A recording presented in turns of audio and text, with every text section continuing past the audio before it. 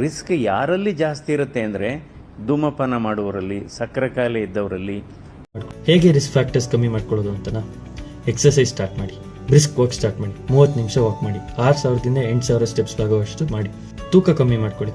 ತೂಕ ಕಮ್ಮಿ ಮಾಡ್ಕೊಳ್ಳೋಕ್ಕೆ ಅನ್ನದ ಕಮ್ಮಿ ತಿನ್ನಿ, ಚಪಾತಿ ಕಮ್ಮಿ ತಿನ್ನಿ ಅಂತ ಹೇಳಲ್ಲ. ಸಲಾಡ್ಸ್ ಆ್ಯಡ್ ಮಾಡ್ಕೊಳ್ಳಿ. ಆಗ ಆಟೋಮೆಟಿಕ್ ಆಗಿ ಅನ್ನ ಚಪಾತಿ ಸ್ವಲ್ಪ ಕಮ್ಮಿ ಆಗುತ್ತೆ. ಬರ್ತಾ ಬರ್ತಾ ತೂಕನೂ ಕಮ್ಮಿ ಆಗುತ್ತೆ ಕಾಣಿಸುತ್ತೆ ನಿಮಗೆ, ಎಕ್ಸಸೈಸ್ ಜೊತೆಗೆ. ಇಲ್ಲ ಅಂದರೆ ಕಷ್ಟ.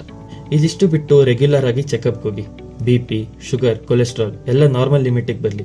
ಮೆಡಿಕೇಶನ್ಸ್ ರೆಗ್ಯುಲರ್ ಆಗಿ ತಗೊಳ್ಳಿ. ಪಕ್ಕದ ಮನೆಯವ್ರು ಹೇಳಿದ್ರು, ಅವ್ರು ಹೇಳಿದ್ರು, ಇವ್ರು ಹೇಳಿದ್ರು ಅಂತ BP ನಾರ್ಮಲ್ ಇದೆ ಅಂತ BP ಮಾತ್ರ ಬಿಟ್ಬಿಟ್ಟು ಜಾಸ್ತಿ ಆಯಿತು ಅಂತ ಸಡನ್ನಾಗಿ ಹಾರ್ಟ್ ಅಟ್ಯಾಕ್ ಆಗೋದು.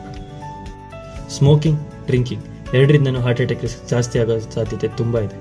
ಎರಡನ್ನೂ ತಕ್ಷಣ ಬಿಡೋಕ್ಕಾಗಲ್ಲ, ಆದರೆ ಕಮ್ಮಿ ಮಾಡ್ತಾ ಬಿಡೋಕ್ಕೆ ಟ್ರೈ ಮಾಡಿ. ಅದರಿಂದ ನಿಮಗೆ ಒಳ್ಳೆಯದು. ಇದೇ ರೀತಿ ಹೆಚ್ಚಿನ ಹೆಲ್ತ್ ಮಾಹಿತಿಗಾಗಿ ಫಾಲೋ ಮಾಡಿ. ಈ ವಿಡಿಯೋನ ಯಾರಿಗೆ ತೋರಿಸ್ಬೇಕಂತೀರೋ ಅವ್ರಿಗೆ ಶೇರ್ ಮಾಡಿ.